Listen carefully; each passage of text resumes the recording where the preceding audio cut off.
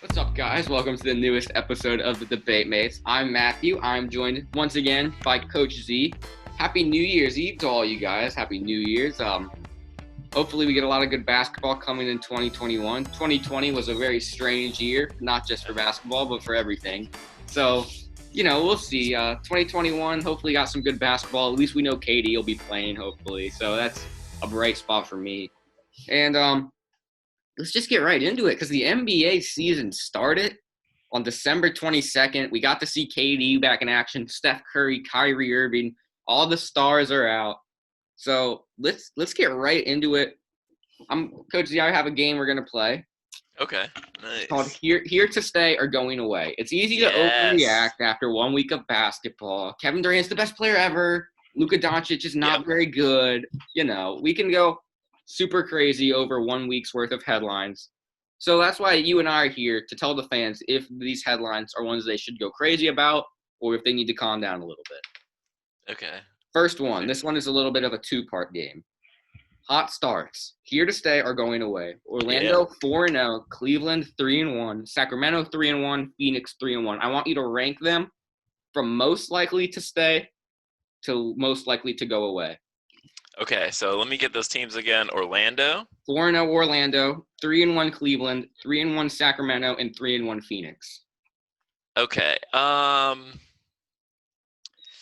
This is tough. All right, so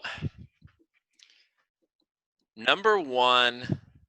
All right, so the worst one that's not gonna stay is Sacramento. Okay. I just don't like Sacramento. I don't think I remember so many seasons where they start 8-1 or 7-1 and then they don't make the playoffs. So they have to prove me wrong. Next on the list is going to be Cleveland. At the bottom, so second to last.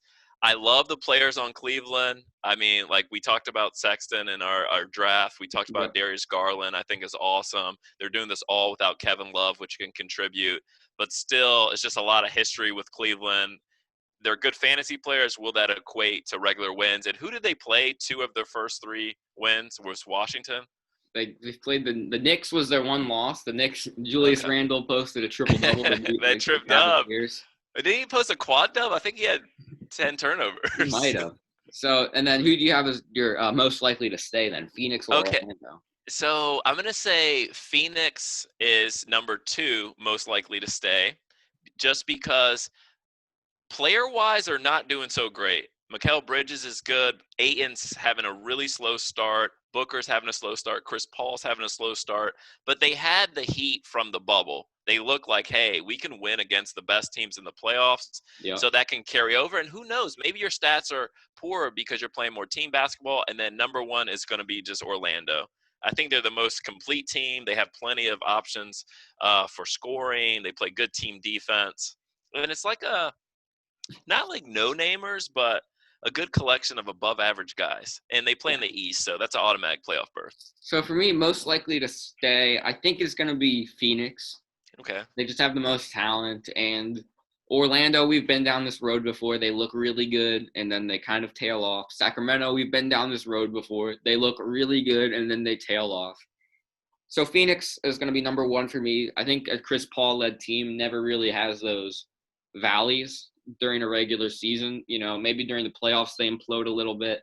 But when he was with the Rockets or with the Clippers, they never would really go on a 5 to 6 game losing streak during the regular season. Always very consistent. Orlando for me is my second most likely team to stay. I think they're one of the rare teams in the NBA that they're not going to beat themselves. They don't turn the ball over much. They play really hard, really good team defense. They don't take dumb shots. They don't have anybody that wants to go for 30 every night. They got guys like Vucevic that are super underrated, but Super. Vucevic, if there was an MVP pick after 4 games, Vucevic would probably have to be it. I mean, Yeah. Magic are 4-0. He's putting up 28 a game. Very good stats. They maybe have beaten the Wizards twice, who we'll get to later. But, you have to beat them. The only problem is they're just not as talented as 7 other teams in the Eastern Conference, possibly 8 or 9 other teams in the Eastern Conference. So they have to play basically perfect to make it to the playoffs, which is why I didn't have them as a playoff team. I still think they could go around 500, but if the Wizards stay cold, maybe they can sneak in there as the 8th spot, but there are just too many teams that are more talented than them. Yeah. Then I got Sacramento. I think this might be the year that they turn it around a little bit now that Memphis might not be as good as we thought they might be. They could sneak into a play-in game potentially. I like De'Aaron Fox a lot. Buddy Hield is playing pretty solid so far. Marvin Bagley's all right. A lot of injury concerns with them, so that's why I'm hesitant to rank them higher than 1 or 2. And then Cleveland, least likely. Sexton and Garland look great. Larry Nance is looking pretty good. Andre Drummond's putting up pretty good stats as well, but they're Cleveland. It's probably going to crash and burn at some point. Yeah. So that's how I would have to rank them. No, and I think we wait 2 weeks and we can, do that again. But Yeah. I did hear like some preseason stuff about how excited Sexton and Garland were able to play this season. Like they just work really well off each other. They keep the defense on their heels because either one of them can attack you, and it just really opens it up for like Garland and Drummond and Larry Nance. But yeah, they're exciting. I like watching Cleveland now. Yeah, they've been an exciting team. They score a lot of points. They're pretty good to watch when they're on a fast break. They've got a lot of athletic guys. And Sexton maybe is starting to look like what we thought he might look like, an all-star, a scorer. He's a scoring machine right now. We'll see if that stays. Next one, here to stay or going away. The Memphis Grizzlies playoff hopes. Meaning if it's going away, they're not going to make the playoffs? Yep. Yeah, it's tough. It's the West. You can't afford to get on a slow start. And they say the timetable for Ja Morant is 3 to 5 weeks. Yeah. I mean, and they do think he will come back probably the earlier of the frame. It looks like, he's a younger guy, heal pretty quick. He's very eager to get out there. But you talk about 3 weeks, that's 12 games, and you weren't guaranteed to win a lot of games with him there because the West is so hard. So I think going away. Yeah, I didn't even have them in the playoffs in the first place, but now I don't even know if they'll make a play-in game. Ja Morant is by far their best player, not to mention Jaren Jackson Jr. is out indefinitely. And like you said, now that it's a 72-game season, they're trying to reduce travel and all that, so games are much more condensed. More teams are playing 2 games in a row or 3 games in 4 nights. So where 3 to 5 weeks might have been 10 games before, or 3 weeks might have been 10 games, now it's like 13 or 14 games. Yeah. So you're really going to miss. They could – and Boston destroyed them last night, just completely dismantled them. Yeah. So not looking good so far. They're 0-1 without them. I was talking to a friend before the season started, and one of my predictions was Ja Morant was going to get injured this year because he's kind of reckless. He's skin and bones. He takes hard falls all the time because he wants to dunk on everybody. He jumps so high when he goes into the paint, not really worrying about Aaron Baines, like body checking him, hip checking him, or Marc Gasol. He's reckless. And yeah. And that's why, some of the other guys too, like, what is it? Westbrook was on a no dunk in practice. Yeah. Because of the same thought, like your athleticism, you only have a certain amount of dunks in your career. When you go into the paint so reckless, it's like a recipe for injury. Yeah. But I will say his injury was pretty random, right? He landed on somebody's foot. It's not like he just came down. And that doesn't make you injury prone. I know so many guys that do that. You turn it over. It's not broken. It's a sprain. He'll be back. But all right, moving on to here to stay or going away, unpredictability.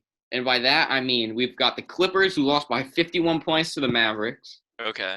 We've got the Heat, who lost by 47 points to the Bucks, and then came back and won by 14 the next day. I know. We've got Charlotte beating the Mavericks by 30 and beating the Nets. The Cavaliers are 3-1. The Knicks are 2-2, and Julius Randle looks like a solid basketball player. I know. So all of this crazy, unpredictable NBA scores and storylines, are they here to stay or are they going away? I don't know. I think one episode we did, I talked about when the NBA had a lockout, the teams that didn't make the bubble, actually started off a little bit slower than the ones that got off. But now I look at it twofold because, some of the teams, they're kind of tired. Like their season ended so much later than those other teams. So you just get this combination of athletes that are in super shape that just played versus athletes that haven't done anything for 6 or 7 months, along with some key injuries. So I think here to stay into the All-Star break, and then the law of averages takes place. You start to get your matchups a little bit better and your game strategy. Yeah. Sorry. And for all those instances, I can, find like one or two, I think, reasons of why those happen. We talk about that Clippers game. They don't have Kawhi. He's like the stabilizing force to me, like Chris Paul is for Phoenix, where you don't get blown out like that if you have Kawhi. You give him the ball, you stop momentum. He gets like 4 to 6 points. But yeah, here to stay until the All-Star break. Yeah, that's kind of what I'm thinking. Maybe for about the first 20 games, we'll see some of this craziness. But then the teams that are really good are going to look really good. The Lakers and the Nets and the Bucks are going to separate themselves from the pack. The Cavaliers are going to look like a lottery team once again. So are the Knicks. I don't think so. I think the Cavs are here to stay. That would be the craziest storyline in a very long time if the Cavaliers – imagine if the Cavaliers are better than the Lakers this year. I mean, yeah. LeBron's legacy is tarnished forever. The Cavs just – maybe because I have Garland and Sexton on my fantasy teams. So, yeah, I mean, for the first 20 games, I think we'll see a lot of this craziness, and then it'll start to become more normal. But for now, I think I'm expecting a lot of crazy wins. I'm expecting people to overreact and say the Nuggets aren't contenders because they've lost to the Kings. It's going to happen for at least the first couple of weeks of the season. All right. Here to stay or going away. LeBron's streak of scoring double digits. Last night, his 36th birthday, he hit 1,000 straight games of scoring double digits, excluding the playoffs, because we all know about the 8-point game against the Dallas Mavericks in the finals. I do remember that, yeah. Here to stay or going away, and we'll just say for this season. Will LeBron have a game this season where he scores under double digits, assuming he doesn't get injured? Absolutely not. He won't. That streak is here to stay. I will, before I go on, though, you remember how you talk about the storyline, the media loves LeBron's age? Yeah. And they perpetuate that storyline, and we're now doing that, saying it's his birthday. Will this streak continue? 36 years old. No! we fell into the masses. When I watched the whole Lakers game yesterday, and who they played, the Spurs, right? The team just has so much talent. He just gets a lot of easy buckets. He's the world-class player. He's one of the best. And, I can't 3, 4, 5 buckets I can remember that he's just driving. There's no help defense, no interior defense, just laying up with his right hand. So it's not even difficult for him to get to 10. So here to stay. And then, he doesn't have so much focus of the defense because you have to account for Schroeder, you have to account for Anthony Davis. I mean, you just have a lot of weapons that he's going to get those open looks. What is that? 4 free throws and 3 buckets? Yeah, it's easy for him. Yeah. It's easy for a lot of players. If Kevin Durant doesn't get injured in the first quarter of a game against the Wizards when he plays for Golden State, he's probably creeping up to 1,000 points as well. It's the most remarkable thing about this for me is that LeBron James there's only one game I can think of where LeBron exited the game and didn't come back because of an injury. Was that groin injury game? Yeah, there's so many times, Steph Curry, Aaron Baines falls on his hands, he leaves the game and doesn't come back. Kevin Durant had that injury I talked about earlier. I believe it was an MCL injury when Zaza Pachulia fell on his knee. Yeah. Kawhi Leonard, the Zaza Pachulia game. I mean, you think of all these Zaza Pachulia show. all of these superstar players that could have that streak that just were ended by freak injuries, and somehow LeBron has never had that happen. Yeah, but he's a tank. I mean, just even yesterday, amongst everybody in the court, they're all super athletes. They're all NBA players. He's just like a man amongst boys. If you look at him compared to others, so it's just. Did you know he's 36 years old? I didn't know that, man. Is that a storyline? Was it his birthday yesterday? I can't remember. How long can he keep it up? Will LeBron have the greatest 18th season ever? That's the title of ESPN NBA. I'm like, stop. All right. Hey, did I tell you that in fantasy terms, Wilt Chamberlain one time had a 52-point, 32 rebound. He had 22 assists, 14 steals, and 10 blocks a game. Are we even sure that was Will Chamberlain real? I don't know. I Is always that like a feel like fairy it's tale? it's like a man that's played against like the cross country team. When I That has look to be like like that's a images, myth, Wilt Chamberlain. I don't know if he actually existed. Is there any proof that he existed? he just like the competition in the NBA was very lopsided there. It was him versus all these guys. Like And he was doing it in a pair of Converse. I know, I it's mean, funny. it's got to be fake. All right, moving on to one of my favorite players. Here to stay or going away. Superstar Sabonis. Here to stay. You remember when you picked Indiana during our little I was the only preseason? one that said they were going to make the playoffs. I know, and then you like they had 3 All-Stars. You know, you Mhm. got Oladipo, you got Sabonis bonafide. Oladipo's coming back, and then you got your fringe All-Star, my boy. Um, Malcolm Brogdon. Yep. Malcolm Brogdon, right? But Sabonis, he's looking so good. I mean, point, rebounds, trey, a little bit of assist, gets steals. I think he's here to stay, man. He is a scorer in this league, so Yeah. awesome field goal percentage. He's very similar to Nikola Jokic in play style. He's Yeah, slightly more aggressive, less skilled, not as good of a shooter, but he'll get 10 rebounds, 8 to 10 rebounds a game. He'll probably average 18 to 20, and he'll get 4 to 6 assists. I mean, those are all-star numbers. Those are superstar numbers. absolutely. And I look at like if you look at centers, who leads the league in assists? Like Jokic is obviously number Yeah. one. I think he's averaging 12, 13 a game. I don't think he can keep that up. His career average is more about 7, 8. Sabonis this season, 7.3 assists, 11 rebounds, like 21 points. It's like, Yeah. so will he finish at 20 double digit rebounds, 7 assists? Absolutely. 1 steal a game and like a few trey. And you saw the play against the Celtics, the game winner. Fake handoff, drove it with his left hand into the lane for a tough layup, got fouled too. He's just a pro, man. I often wonder about like OKC if they had made different moves to keep some of their younger players. You know, what would they be a super competitor now? Like who is left there that's doing really well? Jeremy Grant is doing awesome. Sabonis is doing well. Yep. Oladipo's doing well. Um, I don't know, and I don't really remember Oubre's what. doing great. Who's that? Oubre's doing great. He did great last game, but man, he's had a rough season. Yeah, he's struggling right there. He's Mr. Intangible. He's the energy. He's defense. He steals and blocks and rebounds. He's no points, no tray. He's like 2% from 3-point line. Yeah. Hey, I it mean, can only go up. I don't know with Oubre. Yeah, technically he made one, so it can only go down now, or it can still go down. I think it might continue to go down, Coach Z. Yeah, no, I think so too. I hate to be the bearer of bad news, but I don't But think like that's you said about like the how unpredictable it is for the season, like I think about Golden State. I hate to always take this show into Golden State territory, but they have they have never played with each other. None of those yeah. guys. Wiggins really hasn't. Curry hasn't with I any of those guys. questioned Oubre and Wiggins' fit from the beginning, though. I just don't see those guys fitting together. But look, it is pre-Durant Golden State. If you looked at the last game, and granted it was against Detroit, but it's like, hey, there's no one star on this team. We run our high pick and roll. We move the ball around. The open guy takes a shot. All the losses, Wiggins, Oubre, they are wide open shooting it. They just got to get 45% from the field, 50% from the field. And when you do that, you're going to have like they had over 20 points each, chipping 15. Yeah. All right, next topic.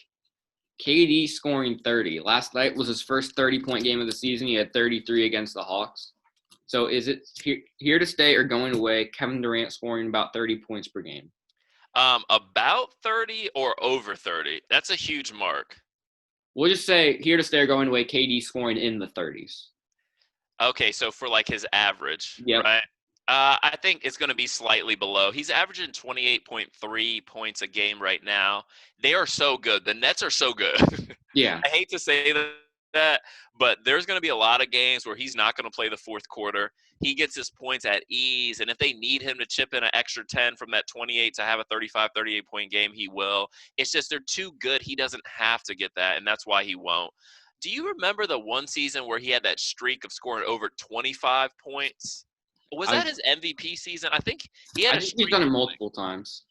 Okay, well, there's his longest streak in his career was like over 30 games where he scored 25 or more each game. and he was just tearing teams up. That's what he reminds me of now, but it I was don't think still there's any over. question of if he's going to average under 25. No, there's Yeah. no way. Knock on wood, just as long as he has a healthy season, he's absolutely. Yeah. I think it's here to stay. Kyrie had a rough game last night, so that might be playing into it a little bit. He was pretty bad until the fourth quarter. Yep. But I think it's definitely here to stay. KD was very aggressive in the first quarter of yesterday's game. And he got 33 shooting only 50%, which I know when I say only 50%, that sounds a little bit crazy, but he was 11 for 22 and Yep. started out the game really slow. If it weren't for a hot second half, he would have probably been in like the 30s to 40s for that game. He's just a scorer, though. Yeah. My question for you, could I add like an add-in question? Okay. Who will lead the Nets in scoring? Kevin Kyrie Durant, or Durant? because I think Kevin Durant's going to average 32, 33 points per game. Okay. All right. Because I didn't realize this until now. Kyrie and Durant average the same exact points this season. They're both at 28.3 exactly. Kyrie has been sneakily outscoring KD for these first couple games Because until he's shooting 61% from the field. Yeah, like, how long will that keep up? apparently not, because he was pretty Yep. bad yesterday. Terrible last year. And you're right. He was 61% up until yesterday. That dropped him all the way down to 53%. So He's struggling 53%. You gotta get that up. I know, as a guard to shoot over 50, that's so great. But Durant, I mean, that's why he's special. Like he will shoot over 50% from the field, which is amazing. Yeah. All right, next one. Can you say who will lead the league in scoring? I like scoring. I'll say Kevin Durant. All right, so we got Harden at 39. We got Trae Young at 33. We got Bradley Beal at 32. And then we have Kyrie, Kevin Durant combo. And Joel Embiid is actually tied with Durant. So of those, it's between Harden and KD for me. I don't know. I'm going to go Trae Young. Trae Young will lead the league in scoring. I said it here. That's not even that hard of a take anymore. I mean, he takes enough shots. Yep. He doesn't pass the ball. 8.3 assists. Calm down. That's above average. That's elite status for assist. I mean, he's a shooter at heart. He's a gunner. He's a gunner. He shoots 17 times a game. Yeah. It'll be easy for him to average 30-ish a game. I just think, like, I looked at, like, is Harden going to be traded? Are these players going to get traded? And the probability, absolutely Harden's going to be traded. That's what they said, deadlock. But even if he doesn't get traded, when you add Eric Gordon, John Wall back, will he have the numbers he had last season when he had, like, 35 points a game? I don't think so. And while we're on the topic of Kevin Durant, how much do you think Spencer Dinwiddie's injury affects the Nets, if at all? He's most likely out for the year with a partially torn ACL. That's tough because the NBA season is long. It's 70 games. And like you said, you're playing a lot of back-to-backs, 3 and 4 days. And great teams, that 6-man, or I know he's a starter, but that guy, quality guy to give you like 25 to 30 minutes a game is just a huge asset. So yeah, at the short term, it doesn't really affect them. But once they start getting mileage on this season, I think it will. You know, I mean, because sorry, what was that? No, I mean, he to me was like their third best piece. Okay. You know, I mean, Karis LeVert and him, they're like tied for that third, fourth role. So that's a big blow. If there's a team that can take it, though, it's Brooklyn. Yeah. I mean, who else do they have? You Jared slide Allen? in Landry Shamet, who I don't like very much, but he's solid. Yeah. Timothy Luwawu-Cabarrot has been outstanding so far. He was really good in the bubble. I talked about him a while ago. When I said, you know, do you really think that he's going to be playing for the Brooklyn Nets with Kevin Durant and Kyrie Irving? You really think they're going to want to play with him? And boy, was I proved wrong, because he was playing crucial minutes against the Hornets in the fourth quarter, against the Grizzlies in the fourth quarter, against the Hawks last night in the fourth quarter. Steve Kerr and the guys really seem to trust him. And he looks really good, so you can slide him in there as like a spot-up shooter with Joe Harris, of course, is one of the best shooters in the league still. Then off the bench, you still got LeVert. You're going to have Shamet if he's not starting. Chris Chiozza played pretty well against the Grizzlies. I like his ball handling, his quickness. He can play. He's kind of a break in case of emergency guy. You're not going to throw him out there in the finals if you're playing the Lakers or in the conference finals. But if you need to, he'll be solid. And then Taurean Prince is a good three-point shooter. He's played well so far. Jared Allen off the bench is going to clean up a lot of mistakes with his aggressiveness, his See, defense. that's what I was waiting for, the Jared Allen name. He's one of my favorite players on the Nets. He plays so hard. He's so hard. And when will he replace DeAndre Jordan? Because DeAndre Jordan had 1 rebound last night. He's much better than DeAndre Jordan. I know. And for fantasy purposes, I want to draft Allen. But then when DeAndre Jordan how do you get 1 rebound as a 7-footer? I think it's just a question of do Kevin Durant and Kyrie Irving like Jared Allen enough to make him a starter? Why wouldn't they? Am I missing something? Because he seems like he has all the potential in the world. He gets doubles, a lot of energy, like you say. I guess they just want to keep the bench strong because I mean he's a good guy to come off the bench to match up with like a Montrezl Harrell. Okay. But then again, he's a good guy to start against Nikola Jokic or against Anthony Davis. He's going to do a better job on them than DeAndre. Yeah, he's younger. I mean, younger with tons of energy, and you have your the afro that adds a couple feet to him. Good luck shooting over that. They better calculate that height in his stat sheet. I just think he's much better than DeAndre Jordan, but he does fit well with Karis LeVert. That's a really good 1-2 punch, similar to Lou Williams and Montrezl Harrell, which we saw a lot of success with for the Clippers. Okay. And maybe it's kind of like the Goran Dragic situation where you let or like Robert Williams is a better example, where you got these 2 centers and you let Tice play most of the minutes, and then all of a sudden you sneak attack with Robert Williams, who no one has game planned for, and he comes out and plays immediately against the Raptors. Maybe it's sort of like that. Yeah. DeAndre Jordan, let's game plan for Jordan. Let's game plan for Jordan. And then out of nowhere, here comes Jared Allen playing 30 minutes a game in the playoffs. Oh, sorry, Swanee. I don't think anyone has ever uttered the phrase, let's game plan for Jordan. He's an afterthought when you're talking about preparing for the Nets. Maybe in his Clipper days, they're like, oh, we got a game plan for Paul and Jordan. I don't know. I mean, the Heat game plan for Jackson Hayes when they played the Pelicans on Christmas Day. Yeah, no, I know. I'm just kidding.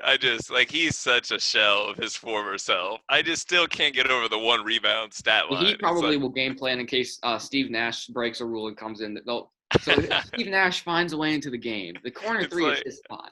I know. I know if anybody here is like an NFL fan too, but the Denver Broncos game when they didn't have a quarterback and the assistant coach applied to be the starting quarterback. Just imagine a coach running off the sideline, put on his helmet, just throwing it. It's just so funny to me.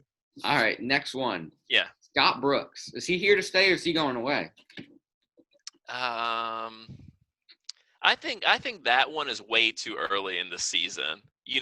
It's never too early to fire a coach. Yes, it is, because it's like we said, it's the season of uncertainty. Yeah. It's just kind of chaotic. You have some pieces that you're trying to build chemistry with. You need some players to come back and get more expanded minutes.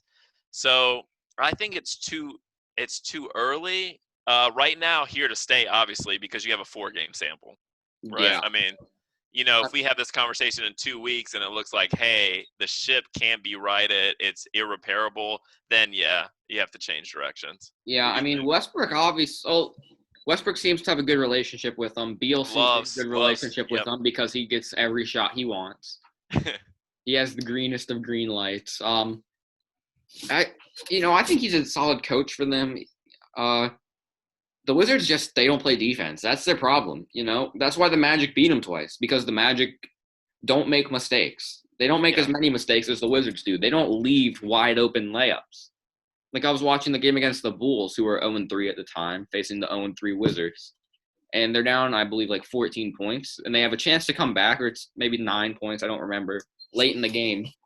And Otto Porter just makes a wide open fast break layup. Nobody gets back on defense. Yeah. I mean, I do like some of their pieces. I love Westbrook. I love Beal. Davis Bertans is a sniper from deep. And that's also a thing, just to add to what I'm saying, how early it is. He was on a minutes restriction for condition all this season. Now he didn't play one game. Yeah, didn't play one game, but now they just released, we're giving 5 more minutes a game, then maybe 10 more minutes a game. And then also, what about my boy Hachimura? Right? I mean, is he going to be a key factor to give him a little bit more depth and stuff? Kawhi Leonard light? Yeah. Yeah, he'll be coming back soon, and plug him into the starting lineup. That should fix their defensive problems at least a little bit.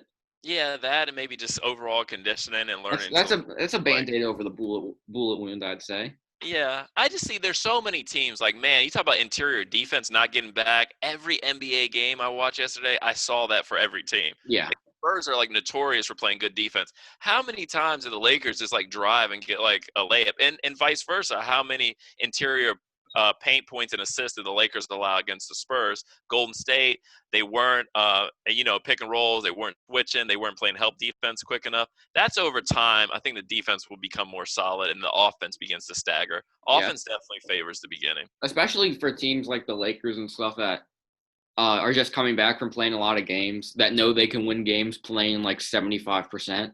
There's Yeah. no need to expend too much energy. Just wait for the playoffs. Kind of Yeah. like what the Warriors did. I mean, they knew they could be the 4th seed and they still would have won the playoffs and probably gone 16-0. It didn't really matter. Yep. Lakers, unfortunately, are kind of going to be the same way, I think. Yeah, but hey, be careful. There's some hungry teams in the West now.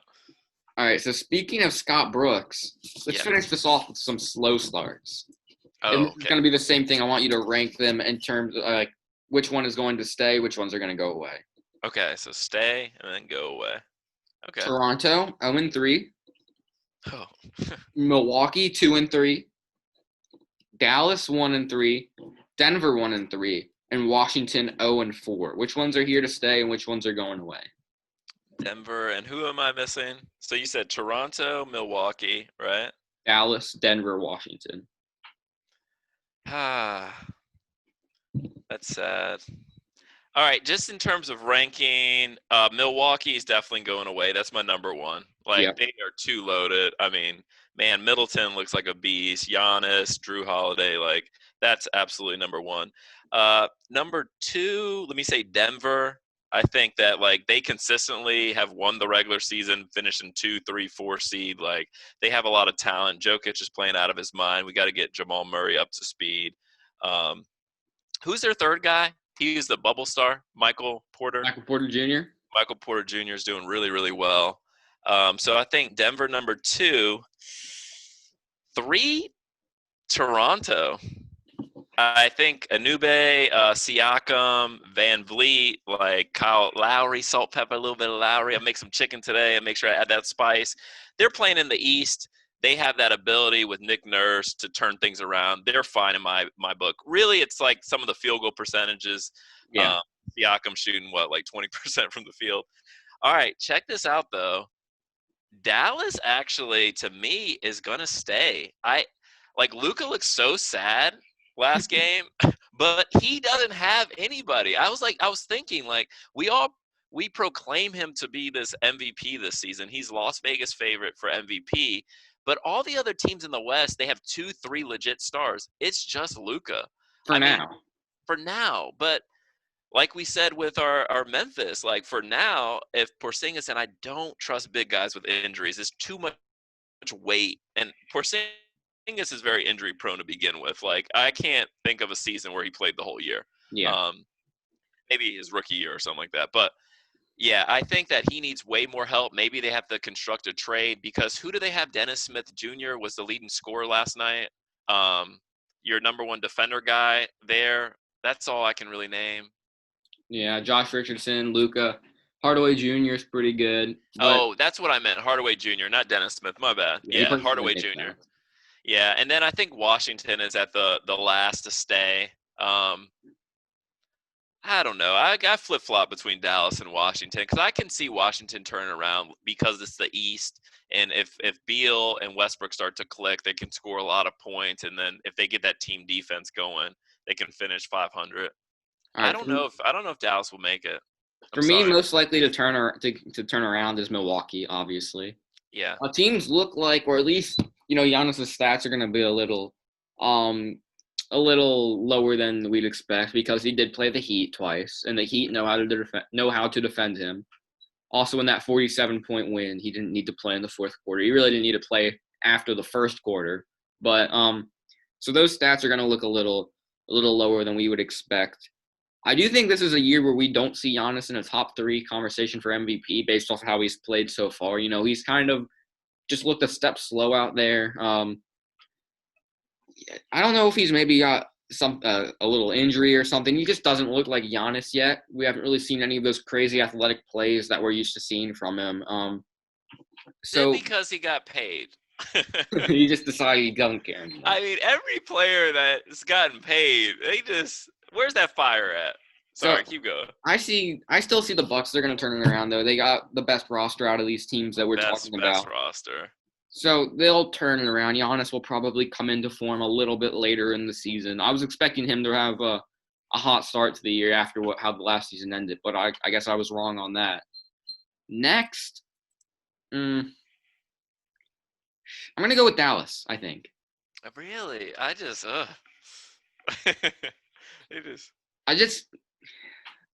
Is this the Luka bias coming in? A little bit, yeah. I think Luka is going for minimum 40 points next game. You saw him on the bench after that game. Like, he was looking very upset. And then he was him and Westbrook, both of them look Then like he was getting some shots up after the game. This guy is determined. He knows what he has to do. He is a pro. He's been a pro for basically a decade now. Yeah, that's true. He knows what he's going to have to do to get – I think he's been very passive so far in the season. He doesn't want to take as many – he doesn't want to be like the star, it looks like. He wants to get other guys involved. I think that face we saw in yesterday's game was him realizing, okay, maybe I don't need to average 10 assists a game this year, or at least until Porzingis gets back. You think if you don't have the talent around you, you have to be 100% the entire game. That's just so hard versus like being like 70% one game, but then the other all-star on your team is 100% that game. Like they're having the great game. Yeah. I think that was that look. He realized that this is his team, and he can't pretend that he's just there for assists. You know, it's kind of that discussion: is it selfish to not shoot? Is it selfish to get assists? You know, in some instances, like we've talked about it with Joker, where it's like you could shoot 20, 15 shots a game, stop passing the ball every time you touch it. That's kind of selfish. You know. I feel like Luka's kind of the same way. He could score basically on anybody at any time he wants to. He's stronger than basically everybody on the court. He can move him out of the way when he wants to go in for a layup. He needs to get that three-point shot falling. That's one thing I'm a little concerned about. Free throws have looked really good this year. Form is there. He's improved on that.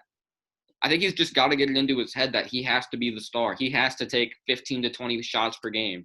And if he doesn't get 8 assists, if his teammates are a little mad with him after the game because they didn't get as many shots as they wanted, big deal. It'll lead to more wins, I think, at least until Porzingis gets back. So I think he'll realize that, and they'll go on a bit of a win streak here. Next, I'm going to go Toronto. Nick Nurse is a genius. He'll figure something out. He'll scheme something up.